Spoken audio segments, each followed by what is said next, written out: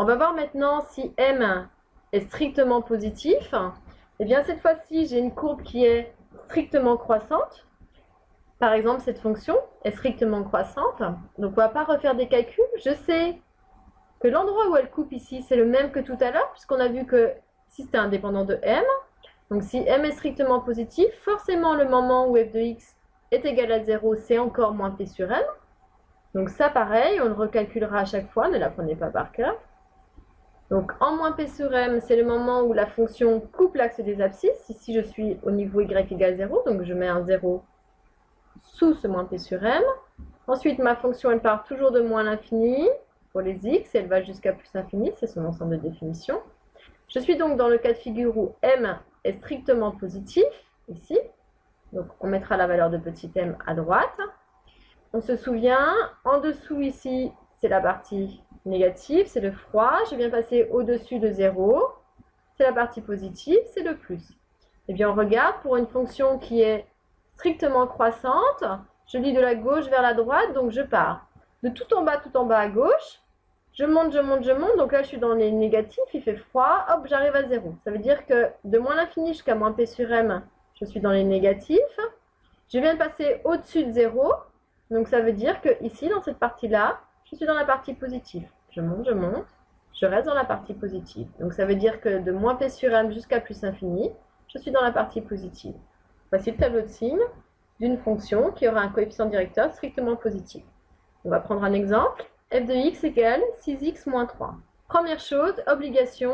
Comme je sais que c'est une fonction affine, puisqu'elle est de la forme mx plus p, je suis obligée de trouver ce moment où elle passe par 0. Donc, on est obligé de résoudre f de x égale 0. Donc, ça veut dire que je vais chercher le moment où 6x moins 3 est égal à 0. Le but, c'est d'isoler x.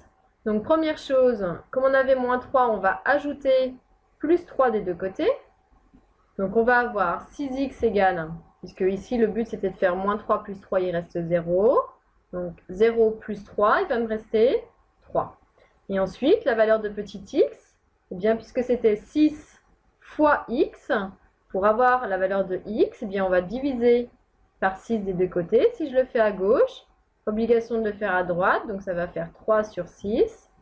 Et là, en simplifiant, ça va faire 1 demi. Donc, ça veut dire que le moment où la courbe passe par 0, c'est lorsque x prendra la valeur 1 demi. Donc, on va pouvoir dresser notre tableau. Donc ici, je suis bien dans la configuration où m est strictement positif, puisque x il est ici. La valeur de m, c'est le nombre devant le x, c'est-à-dire 6. Donc m, il vaut 6, qui est donc strictement positif. Donc je suis bien dans la configuration avoir une fonction strictement croissante. J'ai vu que le moment où la courbe coupait l'axe des abscisses, c'est-à-dire le moment où le y valait 0, c'est lorsque x valait 1 demi. Donc je mets pour x égale 1 demi. Ça veut dire qu'en fait, ici, elle passerait par le point x égale 0,50. Ici. Donc là, elle vaut 0. Comme on a vu que c'était une fonction qui était strictement croissante puisque m valait 6, donc elle part de tout là-bas en bas. Donc tout là-bas en bas, ça veut dire forcément elle est dans les négatifs. Je monte, je monte, je monte, je monte. Je viens de passer par 0. Ça veut dire qu'après, je continue à monter sur ma droite, mais cette fois-ci dans les positifs. Donc je vous conseille de faire ce cheminement à chaque fois dans votre tête pour trouver les tableaux de signes.